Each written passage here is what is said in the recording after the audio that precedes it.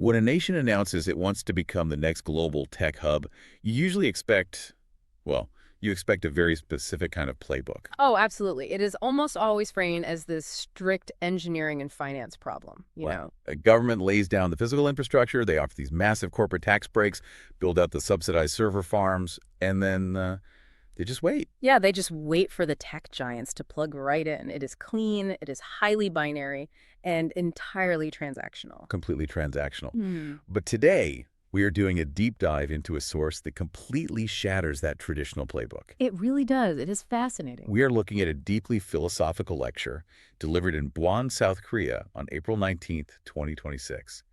And the core topic centers on this massive, highly ambitious geopolitical move. Right. South Korea's intention to host a UN AI hub. Exactly. They aren't just looking to build like another Silicon Valley. They want to become a global platform where top-tier talent, next-generation technology, and international policy all converge in one place. And the questioner in this lecture is asking a very practical question about whether Korea can actually use this AI hub to secure strategic global leadership. But the answer provided in the lecture completely bypasses zoning laws or subsidized power grids. Yeah, the speaker weaves together these sharp geopolitical critiques, the metaphysical concept of accumulated quantum energy, and a mandate for citizens to become what the text translates as social parents. Which is just a fascinating, unexpected roadmap for national competitiveness. It goes way beyond standard tech policy. It suggests that true technological dominance requires a fundamental shift in human consciousness. The premise is basically that you cannot build next generation global governance on top of a 20th century transactional mindset. Right. So to really grasp the mechanics of how this is supposed to work, we have to start where the source starts. Yeah, before looking at Korea's future, we have to understand the critique of current global hubs. And the person asking the question in the lecture brings up a real-world example about it. They mentioned returning from a trip there, observing how Singapore grew into this massive, highly efficient financial and maritime hub, and they essentially ask if Korea's path to AI dominance is to replicate that exact strategic positioning. Which makes sense to ask, right? Because Singapore serves as the ultimate textbook example of that standard economic blueprint we just outlined. Right, the classic playbook. But the lecture offers a very blunt assessment of Singapore's current status. The speaker acknowledges that Singapore prepared its environment incredibly well initially. They did. They engineered a system that successfully attracted wealthy individuals, global elites, and these massive corporate players. And those wealthy elites were driven by their own national or personal interests, you know? Mhm. They saw a highly secure, heavily regulated place with favorable tax laws to park their money, so they went. Exactly. And when you concentrate all that global wealth into one tight geographic location, intellectual and economic activity naturally spikes. It does. But here's the big reveal from the source. The lecture claims that Singapore's peak has actually passed. Yeah. The text argues that their era of simply enjoying this concentrated success is over, and the environment is now stagnating. Stagnating. Why? The reasoning here is crucial to understanding the entire philosophy of the lecture. The source argues that while Singapore reaped the economic benefits of gathering all these global players, they failed to properly manage or operate the people who gathered there. Ah, I see. They built the vault, essentially, but they didn't build a broader human purpose. Okay, let's unpack this with an analogy, because failing to manage the elite sounds a bit abstract at first glance. Go for it. It is like throwing a massive, exclusive blockbuster party. You rent the best mansion, you hire the absolute best catering, and you manage to get all the billionaires and A-listers to show up. Sounds like a great party so far. Right. They walk through the door because the setup looks pristine, but once they are inside, there is absolutely no entertainment. Oh, There is no deeper conversation, no structure, no actual purpose to the gathering. The guests are standing around in this beautiful house, but they're already checking their watches, looking for the exit. that is a perfect way to put it.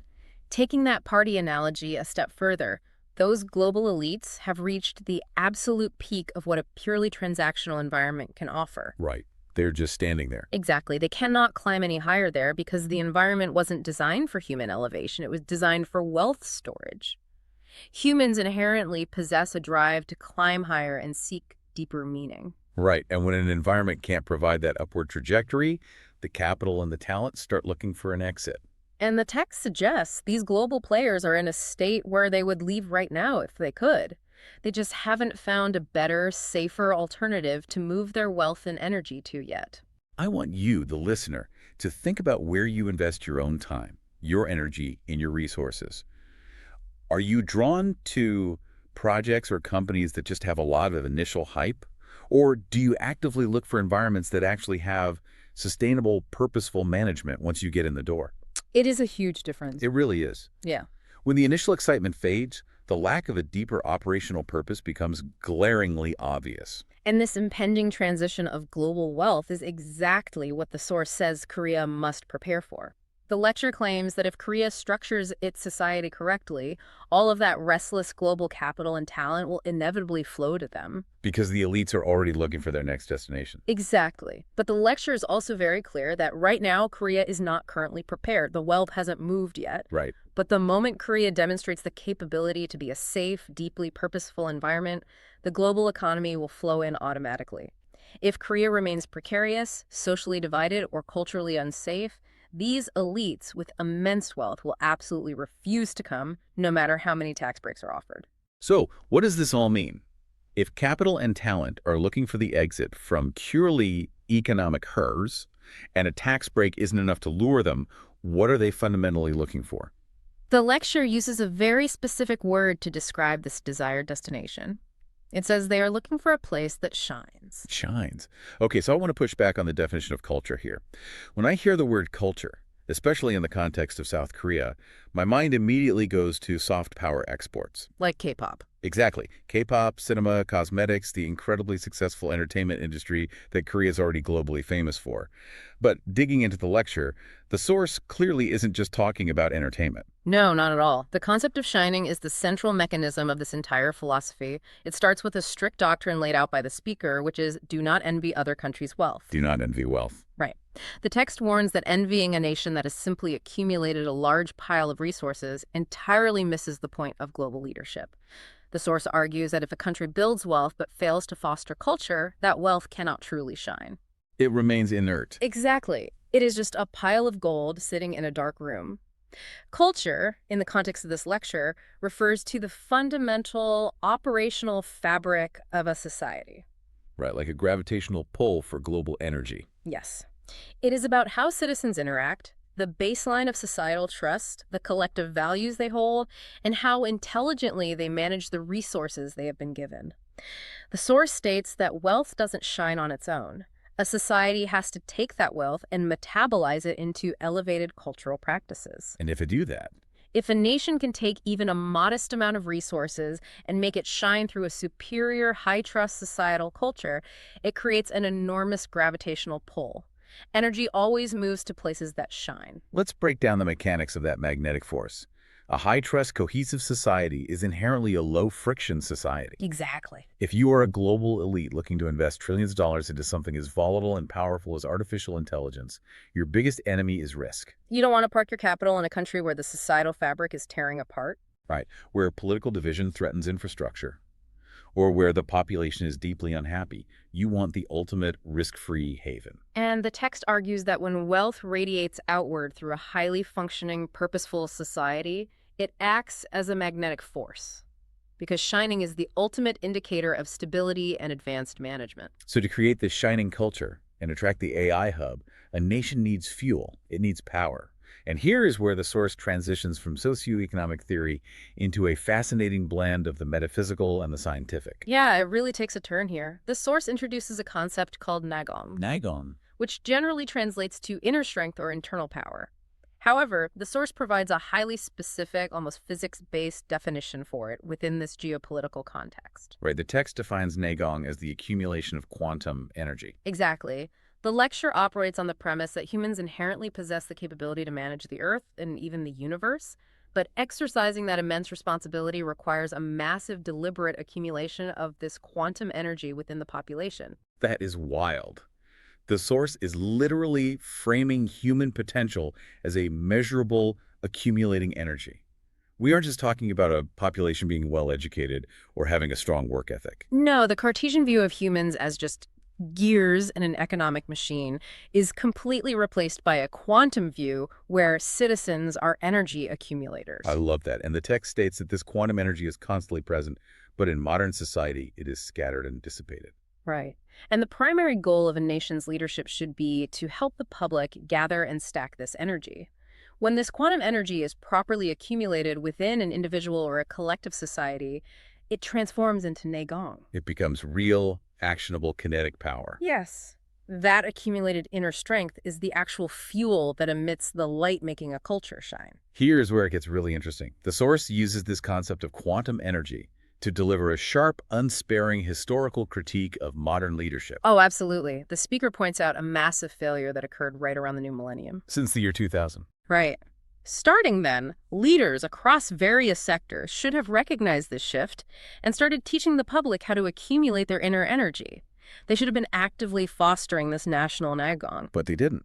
No, the people who were elevated to positions of teaching and leading did the exact opposite. They formed organizations to consolidate their influence. Because organizing naturally generates power. Exactly. They accumulated more and more of it until these organizations morphed into entrenched cartels. The source says these cartels lived incredibly well by treating the general public as mere nutrients. Nutrients, that is such a stark word. They actively sucked the energy out of the public to sustain their own power structures. And the speaker argues this is the fundamental reason why citizens today are struggling with burnout, division, and economic anxiety. Okay, let me bring this back to an analogy. The public's potential energy was treated like a giant battery farm by these cartels. A giant battery farm. Yes, exactly. They drained the public to power the elite's selfish interests instead of being allowed to charge up the nation's collective Neigong to make the country shine. And that is a huge problem. You absolutely cannot become a global technological leader or host a UN AI hub if your society operates as a cartel systematically draining its own people. The quantum energy is depleted. The societal friction is too high, the country goes dark, and capital refuses to flow into the dark. The battery is dead. So if the old leadership drained the public's quantum energy and the cartels hoarded the nutrients, who is supposed to recharge it? Who is going to elevate Korea into the ultimate global AI hub? The source presents a radical mandate here. It bypasses the traditional political or corporate elite entirely. The speaker declares that the public must step up and become what the text calls social parents. Social parents. In Korean, the term is sahobumo. Okay, so let's explore the actual mechanics of a social parent. We aren't talking about biological parenting, right? What does this role actually look like in the context of rebuilding a national grid? A social parent is defined as an individual who actively gathers with others to study and organize, but with a very specific constraint. Which is? They do not do this for their own selfish well-being or individual profit. They come together with the express purpose of benefiting society at large. Wow. They take on a literal parental role toward the societal fabric itself, nurturing it, taking deep responsibility for its flaws and guiding its development. That requires a massive psychological shift.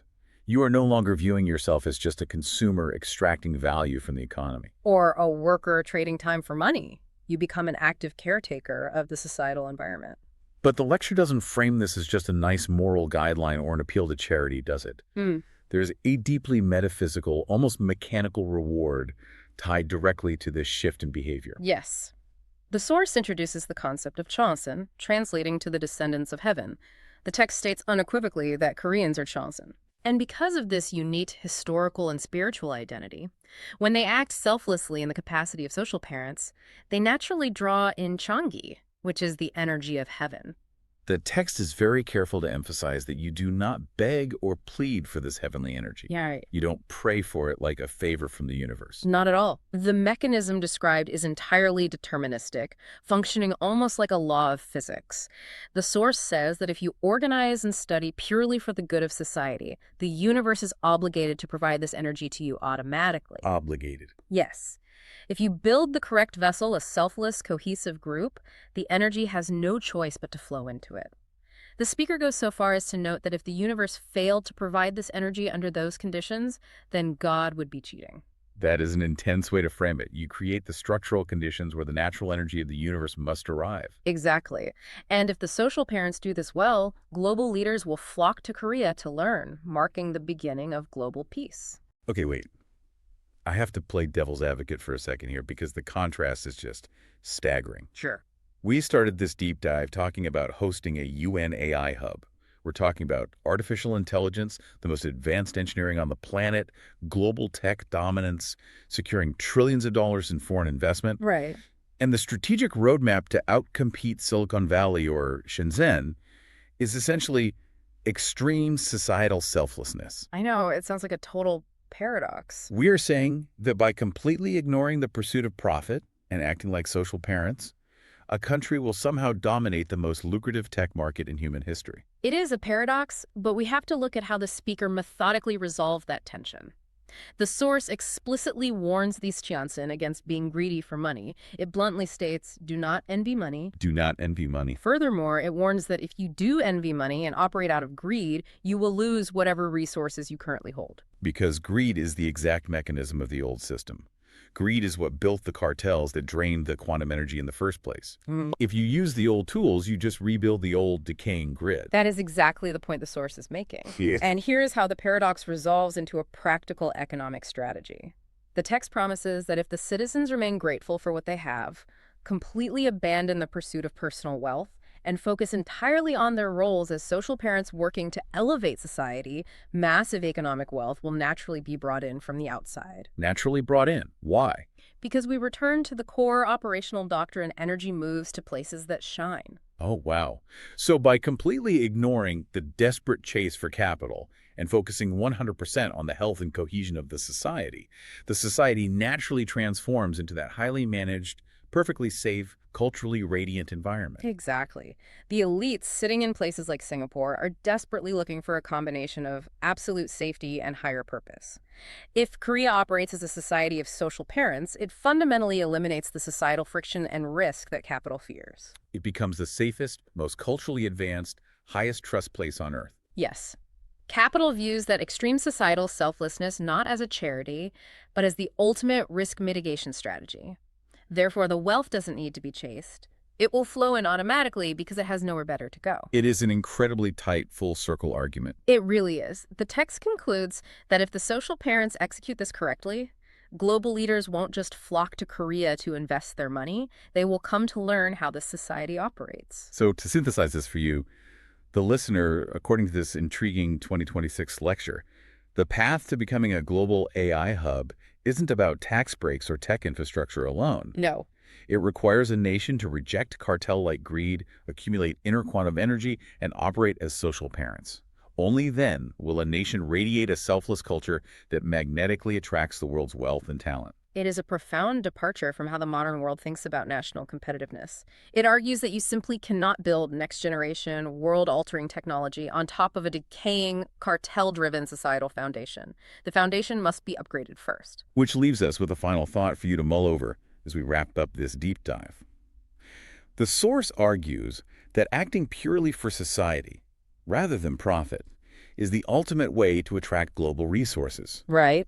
If a society actually managed to pull this off, if they completely rewired their grid to operate on the principle of social parenting, how would that fundamentally change the very nature of the AI technology they produce? That is the big question. Think about the AI we interact with today. So much of our current technology is built on the standard economic blueprint, is driven entirely by profit margins, designed specifically to capture and monetize your attention, and built by organizations that often function very much like the cartels described in the lecture. Very true. But what if the massive data sets, the complex ethics, and the core algorithms were being designed by a society that viewed itself fundamentally as the caretakers of humanity? Would an artificial intelligence built by a society of social parents look completely different? It would have to. Would it be inherently more humane, more protective, and perhaps more aligned with actual global peace than the AI we are currently racing to build? If the traditional transactional playbook for global tech dominance is actually leading us toward a dead end, maybe this metaphysical quantum roadmap is exactly the kind of complex, deeply human lens we need to look through.